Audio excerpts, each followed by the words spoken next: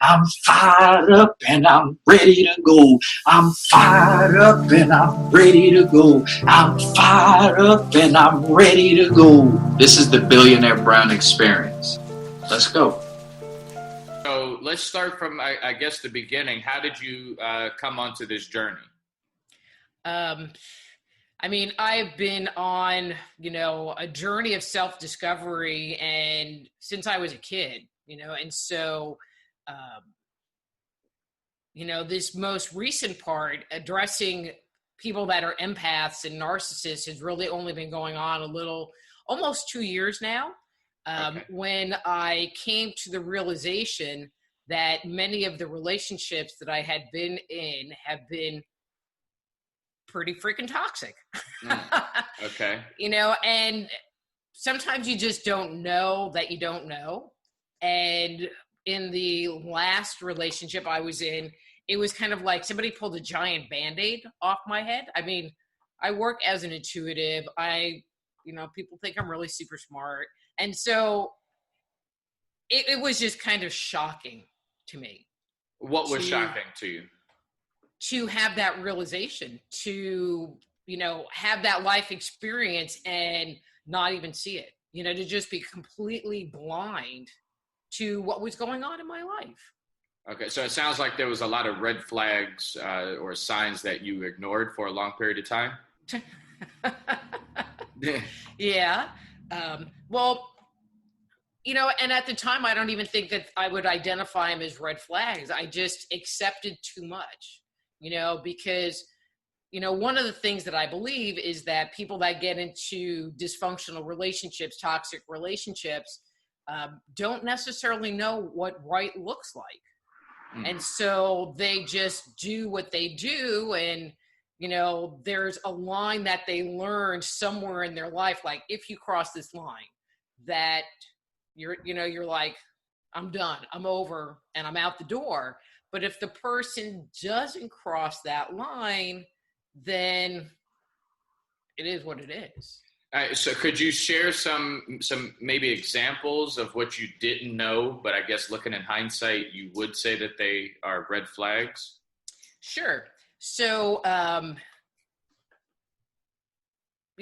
many times it's like you end up in a if you're in a relationship and you spend more time walking around on eggshells versus being happy, then that's not a functional relationship. If you stand up for yourself and have some kind of boundary about what you want to do or who you are, and the response you get consistently, I mean, everybody has their thing, and in a healthy relationship, you express what you want or what you need, and the other person has the opportunity to respond back. And it might be a trigger for them, and you have to kind of work that out or just say, adios. But in a dysfunctional relationship, there might be something that they just don't like freaking anything. Yeah. And so the abused person ends up being the one that's constantly adjusting and modifying and correcting and not doing, which ultimately leaves you not feeling happy. Many times, especially with narcissists, there's what they say, which is always the big lie, and what they do, which is usually nothing, or whatever they feel like doing, which doesn't have anything to do with what you want, what you need, what you ask them for. And so I think the biggest thing is many times we have those red flags. We feel dissed, we feel like someone isn't treating us right, but we ignore them, But again, if you grew up in a toxic household, you're trained to ignore them, or you're trained to just like take it and kind of go over there, and then you discharge it and you come back for more. I mean, you can't divorce your parents when you're 8 years old. You can't, kick your brothers and sisters out of the house if you're in a not happy situation. So you just learn to put up and shut up, which is really sad to say, but it's true. Yeah, and then it also almost seems like we also get into a place where we say, oh, that's just the way that person is. Oh, no, that's just them. Mm-hmm. Very much so. And then there's another piece where you get into the relationship and you don't want people to know. There's a level of shame. There's a level of shame of your own story, and then there's a level of shame of what's going on because you don't want to hurt that other person. And so, you just suck it in and make up excuses for them or kind of cover over it and try to present to the world that everything is okay when it's not necessarily. Okay, so let's unpack because a lot of I know the listeners that we have they're very familiar with narcissists. I would like for you to explain that as well. But empath. What is an empath, and what are some traits of an empath? Sure. So an empath is someone who's very sensitive to the energy around them. There are some people. No, I'm going to back that up. We are all designed to experience what's going on around us. If we think of our pets, you can kind of like throw them a dirty look or whatever, and they might run off. Or, because you can sit there and like say something to your pet in a certain voice and they'll respond, but you can say the exact same thing in a kind of loving voice and they'll be like, oh. Mm-hmm. And so empaths are sometimes identified as being like psychic sponges, that they just take on the energy of people around them. And so with that, especially if you tie that to a dysfunctional family, they can use that sensing to try to negate what's going on. I'm very empathic. And so if the person that I'm with or the situation that I'm with is uncomfortable, like they're upset, there's some weird thing going on, you feel it in your body. And for me, sometimes it's like, all I wanted to do is just stop and end. It's like, so what do I need to do to have this end? I joke around, and I think Walmart should pay me for my little promotion that I give them all the time. But I think your listeners will be able to relate to this. People that are very sensitive to energy, sensitive to their surroundings, many times have a hard time going to places like Walmart or going to a concert because it's just overwhelming with the energy. I live near Shreveport, Louisiana. Mm-hmm. And so we had gone into Shreveport and I was like, let's go to lunch. And we were right by Margaritaville, which is a casino restaurant thing. And we walked in the door and kind of got in the building a little bit. And there was all the slot machines and lights and what best bells and whistles. And I was like, okay. Because it's just I just get overloaded, and then wander around aimlessly and get lost. And it's not very pretty. And so if people have that experience and they can recognize that within themselves, then they might consider the fact that they are sensitive to energy and they are empathic. Empathic people tend to be the healers, and I'm going to say the doctors and nurses, but it really goes further than that. People that are involved in like the Lions Club or, work in, any area where you're of service to other people and wanting to help humanity, and that could even be an insurance agent, because they're in that kind of a wanting to help and support people, because if the energy is calm, smooth, your world is better. Nice. Whereas, so let's do a narcissist. How would you define a narcissist? So a narcissist is someone who, classically they say they lack empathy.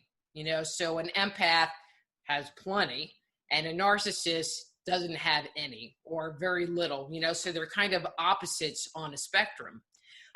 Where an empath wants to go and help and fix, a narcissist wants to have their needs met.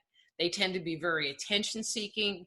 They, in an overt where it's like me, or in a more covert way where they get on their pity potty and, oh, well, I got fired from my job. And so you're still giving them attention, even though they're not jumping around pointing at themselves, which is what people see as the classic narcissist.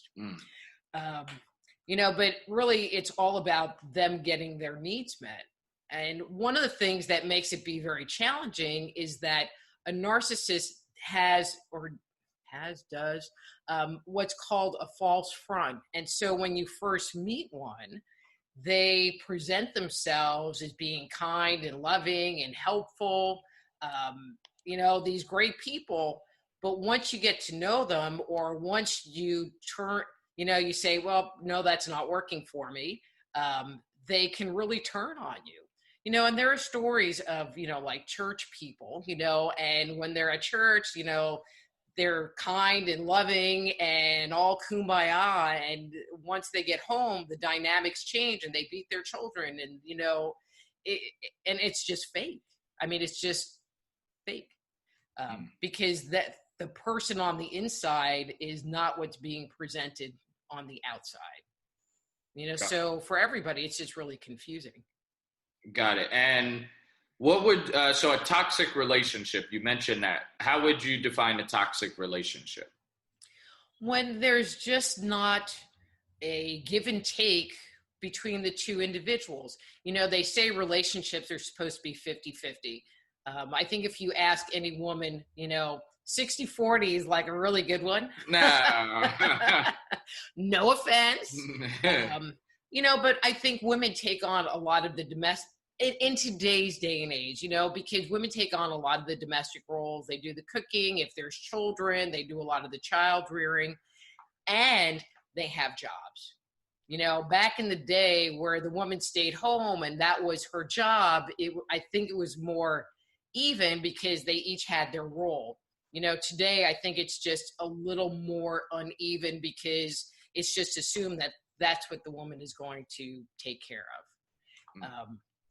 And so, but if you're in a toxic relationship, it can become really imbalanced where it's like 90-10, where one person is doing 90% of the work or giving 90% of the energy or making sure that that other person's needs are being met, where the other person isn't really doing anything except what they want. Right. And so you have to be happy with that little bit that they want to give. That little 10%. That little 10%. I mean, I was in a relationship with this guy we won't go into a whole lot of detail. And he took care of the yard, and watered and planted stuff, and so I couldn't complain that he didn't do anything, but he liked it. So he did it. But if it was something he didn't like, like wash the dishes, so there was just a limit, this is my world. This is what I enjoy in my world. And anything outside of my world is not my problem. And if you try to make it my problem, I'm going to turn around and make it be your problem because it's just easier for you to do it than have to deal with me.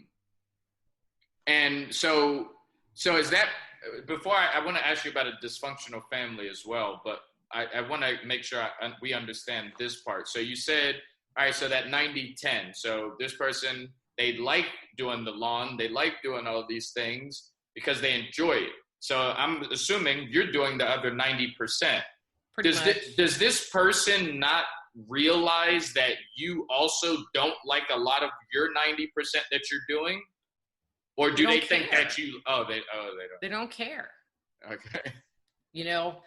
Even though, again, you get that, this is where it gets tricky. You get that false front where it's like they can act like they care and say, they might use I'll take care of it tomorrow. Mm-hmm. I'll take care of it tomorrow.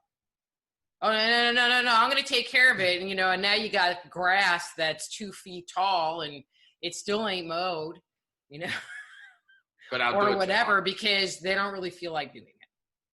Okay, I got you. All right, so now let's I had these four things that you mentioned: empaths, narcissists,